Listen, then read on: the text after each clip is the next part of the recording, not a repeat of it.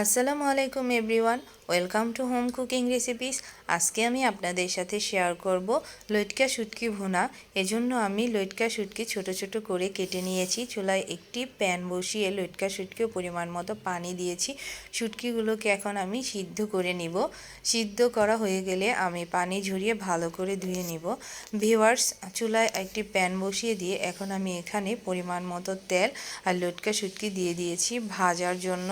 Viewers, এখন আমি এখানে দিয়ে দিব পেঁয়াজ কুচি, কাঁচামরিচ কুচি দিয়ে একটু নাড়াচাড়া করে ভালো করে ভেজে নিব।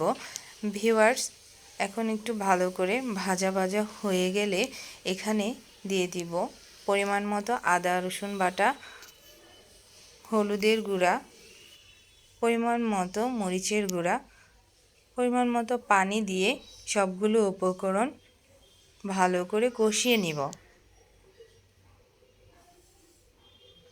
ভিউয়ার্স, আমি বারবার একটু নাড়াচাড়া দিয়ে দিচ্ছি যাতে করে প্যানে মশলাগুলো লেগে না যায়। ভিউয়ার্স দেখেন, আমার মশলাগুলো খুব ভালো করে কষানো হয়ে গিয়েছে।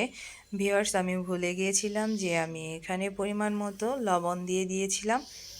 সব শেষে কষানো হয়ে গিয়েছে। এখন আমি দিয়ে দিব পরিমাণ মতো পানি, দিয়ে একটু ভালো করে নাড়াচাড়া দিয়ে নিব। ভিউয়ার্স, আমি এটাকে প্রায় 10 থেকে 15 মিনিট রান্না করে নিয়েছি। দেখেন ভিউয়ার্স, পানিগুলো শুকিয়ে গিয়েছে।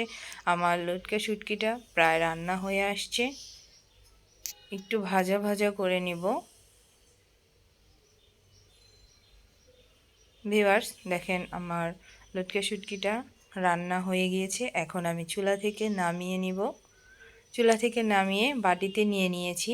খুব মজাদার একটা শুটকি ভুনা রেসিপি। আপনারাও বাসায় ট্রাই করবেন, ইনশাল্লাহ খুব ভালো লাগবে খেতে।